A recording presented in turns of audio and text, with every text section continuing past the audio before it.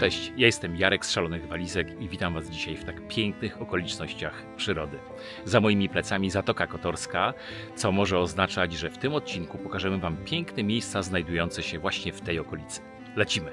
Mam sentyment do tego widoku. Jezioro Szkoderskie, największe na Bałkanach, nawet przy zachmurzonym niebie wygląda dobrze, a dzięki niemu lądowanie na lotnisku w Podgoricy zaliczam do najładniejszych w Europie. Dojechaliśmy do Zatoki Kotorskiej, zmieniamy auto, przesiadamy się na 4 koła i tu mamy eksperta, który nam opowie, gdzie jedziemy. A tym ekspertem jest Jędrzej. Ruszamy dokładnie na półwysep Wyrmac i przejdziemy przez miejscowości, które nie są gdzieś wskazane w każdym przewodniku, więc będzie dzisiaj trochę bardziej dziko, z daleka od cywilizacji i będą przepiękne widoki. To wszystko w programie. Jędrzej nie rzuca słów na wiatr. Jak powiedział, tak było. Z każdym metrem coraz ładniej i coraz bardziej dziko. Lubimy poznawać Czarnogórę z Natalią i Jędrzejem z Chwala.pl, bo mają podobną do naszej zajawkę i uwielbiają takie piękne miejscówki.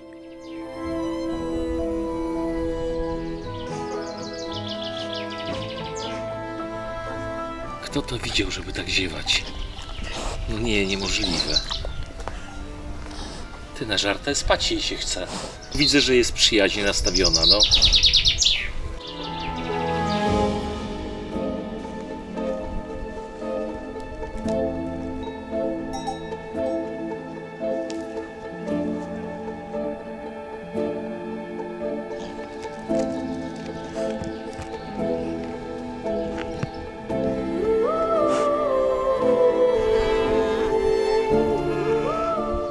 Na tej wyprawie jeepami to są takie miejscówki, słuchajcie, wjechaliśmy koło jakiegoś dawnego bunkra, jest Goran Farm, bardzo dużo kóz, są świnki wietnamskie, właśnie jedna do mnie podąża.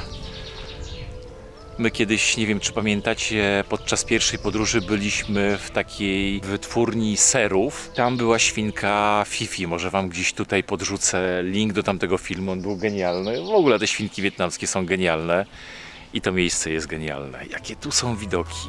Widok na Zatokę Kotorską. Tu jest lotnisko w Tivacie poniżej. Bardzo ciekawie się tutaj ląduje. Przepięknie.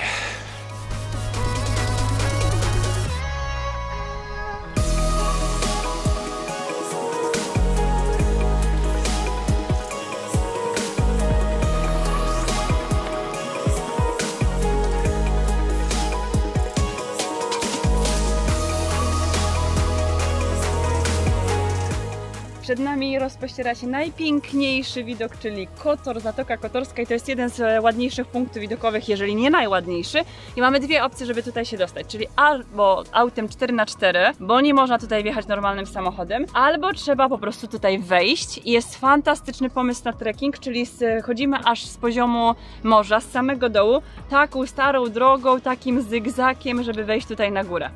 Przewyższenie około Wyrmaca jest 600-700 metrów przewyższenia nad poziomem morza, więc trzeba najpierw wejść w górę, a potem zejść, więc to zejście jest w sumie tutaj najcięższe. Widok z Wyrmac jest, jak widzicie, wyjątkowy, niezależnie czy się tam wjedzie, czy wejdzie. Przepięknie wtulony pod górą Kotor i jego stare miasto pokazywaliśmy Wam podczas poprzedniej podróży do Czarnogóry. Kartę zostawiam w prawym górnym rogu.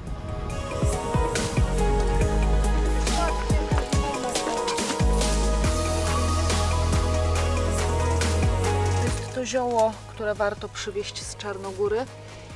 Majczyna duszica, nazywana też macierzanką piaskową albo tymiankiem drobnolistnym.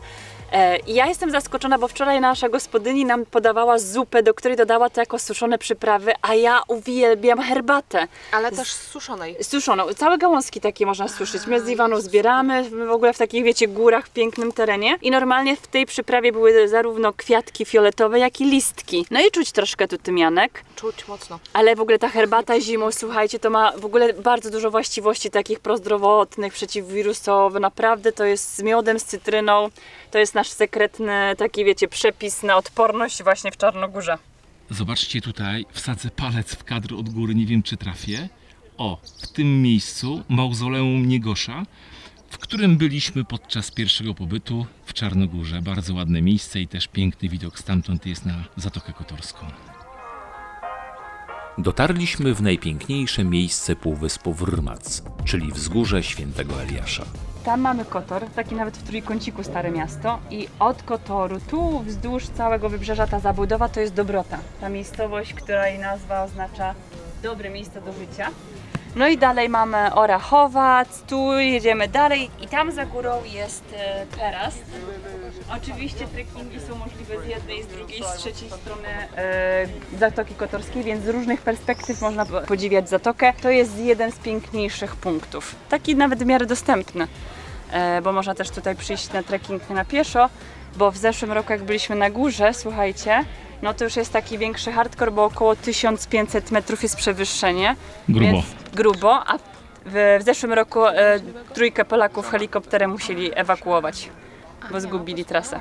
Jędrzej, mam pytanie. Tutaj jak wchodziliśmy, widzieliśmy dużo takich ruinek, obiektów różnych. Co to może być? Wzdłuż całej Zatoki Kotorskiej, w takich najwyższych punktach, bardzo strategicznych, w wieku XIX Austro-Węgrzy budowali wzmocnienia. Kawałek wcześniej mieliśmy twierdzę Wrmac, a natomiast tutaj po trasie na szczyt Świętego Eliasza mamy również miejsca, gdzie kiedyś brom przytrzymywano, jedzenie, bunkry i to wszystko miało na celu w wieku XIX obserwowanie Zatoki Kotorskiej, czy żaden nieprzyjaciel się tutaj do Austro-Węgrów nie zbliżał tej strony. Wzgórze Świętego Eliasza na półwyspie Wrmac ma wysokość 765 metrów nad poziomem morza i jest to jeden z najwyższych punktów półwyspu, z którego rozpościera się spektakularny widok jednocześnie na całą Zatokę Kotorską, góry Lowczyn i wybrzeże Adriatyku. Z jednej strony Kotor, a z drugiej Tivat. To świetny cel na trekkingi, ale też dobre miejsce dla miłośników fotografii przyrody. Ze szczytu zjeżdżamy krótszą, ale bardziej hardkorową drogą, ale Balu, z którym jedziemy, doskonale zna te ścieżki.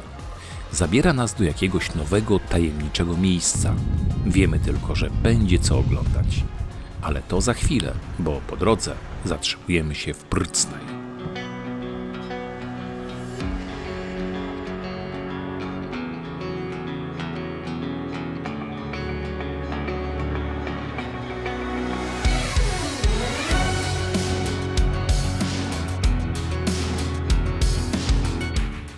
Prcnaj to wyjątkowo urokliwe miasteczko, które ciągnie się przez 3,5 km wzdłuż linii brzegowej Zatoki Kotorskiej. Wpadło mi w oko już podczas poprzedniej podróży.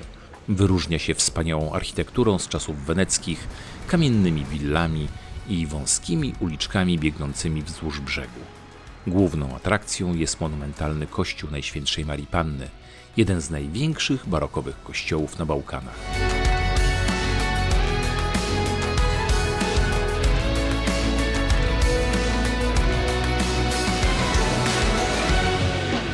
Dlaczego Zatoka Kotorska jest tak magiczna i my uwielbiamy tutaj spędzać też czas gastronomicznie, bo mamy pięknie położone restauracje nad wodą. Ale zimna! Dziś czuć to wyjątkowo przyjemny czarnogórski vibe. Dla nas idealne miejsce na wyciszenie. Miejscowe wille, które powstawały głównie w XVII i XVIII wieku, otoczone są przeważnie gajami oliwnymi. Zerknijmy jeszcze na jedno ładne miejsce w Zatoce, a są to dwie wyjątkowo malownicze wysepki położone naprzeciwko Perastu. Ta zadrzewiona to naturalna wyspa Świętego Jerzego. Znajduje się na niej zabytkowy klasztor benedyktyński i stary cmentarz szlachty z Perastu. Druga, zbudowana sztucznie wokół niewielkiej skały wystającej z morza, nazywa się Wyspą Matki Boskiej na skale.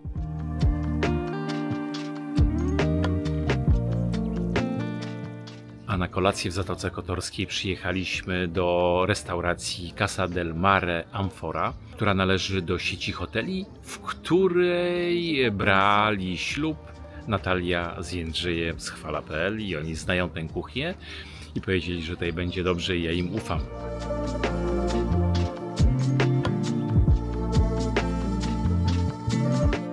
To miejsce jest szczególnie urocze o zachodzie słońca. Świetna obsługa i jeszcze lepsza kuchnia.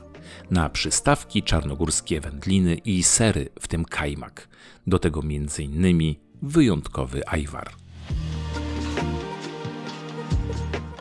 Gdy zrobiło się nieco chłodniej, schowaliśmy się do środka, gdzie było równie przyjemnie. W Wtedy też pojawiły się takie delikatesy jak carpaccio z krewetek i sibasa, a później grillowane ośmiornice i krewetki oraz ryba. Na deser wyjątkowe ciasto oliwkowe. Niewyobrażalnie dobre.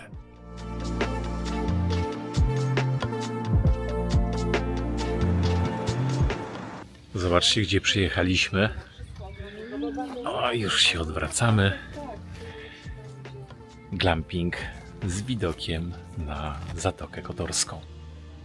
No, widoki są genialne. Kosmos. Strasznie trudno tu wjechać. Auto trochę się ślizgało na tych kamieniach, które są, ale warto. Glamping Baluzon to nowe miejsce na mapie wokół Zatoki Kotorskiej. Jego właścicielem jest Balu, z którym podróżowaliśmy jeepami po półwyspie Wrmac. Byliśmy pierwszymi gośćmi tego wyjątkowo malowniczo położonego miejsca. Zobaczcie, jaką ciekawostkę pokazał mi Jędrzej przy wyjściu z naszego namiotu. Tutaj rosną drzewka, krzewy laurowe, właściwie to są też drzewa takie wielkie powyżej i szczególnie te młode listki pachną obłędnie. Pachną tak, jak przyzwyczailiśmy się, jak powinny pachnieć liście laurowe, a to miejsce słynie też z drzewek oliwnych, które Wam za chwilę pokażę. Tych drzewek jest naprawdę tutaj masa na tym zboczu. No i oczywiście genialny widok. W Baluzon wyspaliśmy się rewelacyjnie. Wygrzaliśmy w jacuzzi, które są przy każdym namiocie i nacieszyliśmy oczy pięknym widokiem. Słowem, było bardzo dobrze. A my teraz sobie pójdziemy zobaczyć, jaki jest w środku. Mały room tour. No tu jest genialnie.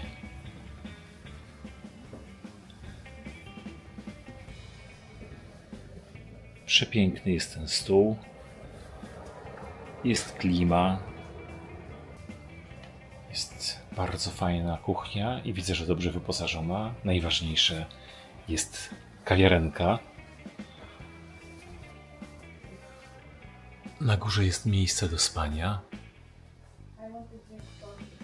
Toaleta jest petarda. O matko, łóżeczko jest też super. Wszystko się tu zgadza.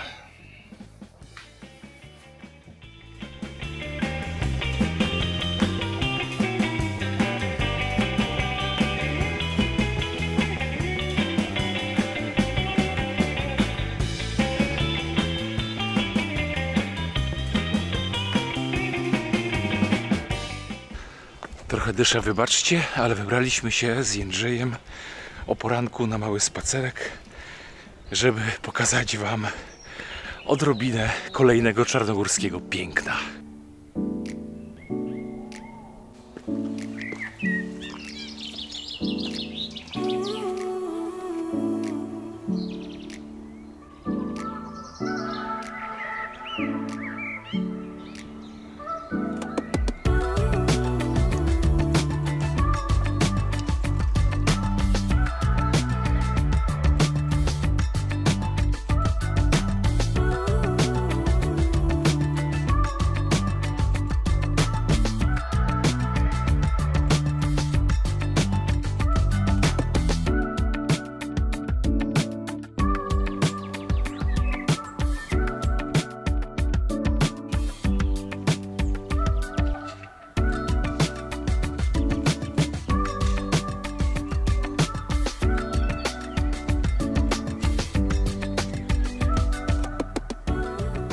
Jędrzej, wdrapywaliśmy się tutaj chwilę w górę do tej pięknej wioseczki. Pięknie położonej, z bardzo malowniczym kościołem. Co to za miejsce? Jak się w ogóle ta wioseczka nazywa? Miejsce nazywa się Górny Stoliw, natomiast schody, którymi tutaj szliśmy, pochodzą z XIX wieku i były ufundowane przez lokalnego kupca, pana Gaszpara Iwanowicza. Natomiast za mną jest kościół katolicki świętego Eliasza, pochodzący z wieku XVI. O ile sam kościół powstał dokładnie w roku 1553, o czym świadczy napis nad wejściem, to był kilkukrotnie remontowany, po raz ostatni w wieku XIX i również w wieku XIX, a dokładnie w 1833 roku dobudowano wieżę dzwonniczą.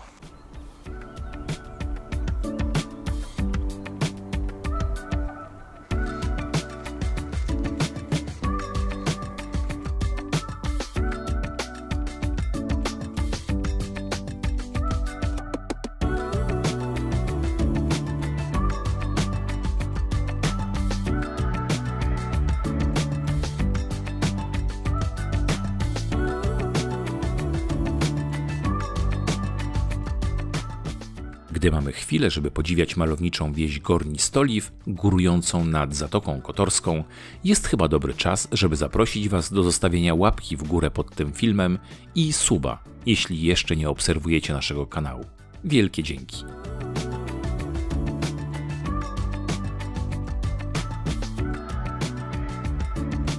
Kolejna ciekawostka, gdzie znajduje się Balu Camp. Kasztany jadalne. Stoję pod takim drzewem. Na ziemi pełno trochę innych łupinek, też z kolcami, ale te kolce są dłuższe, są miękkie. No i tutaj ta okolica w ogóle słynie, widzę. Ma masę różnych takich ciekawych drzew. Przecież przy naszym kampie drzewka laurowe, gaje oliwne i jeszcze do tego jadalne kasztanowce. Bardzo fajna miejscowa.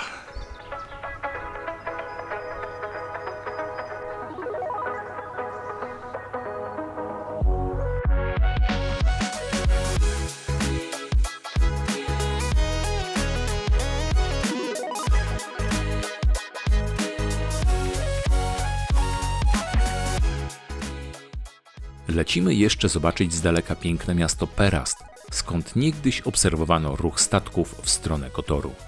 Tu żegnamy się z Zatoką Kotorską. Dzięki za oglądanie tego odcinka i do zobaczenia w kolejnym na kanale.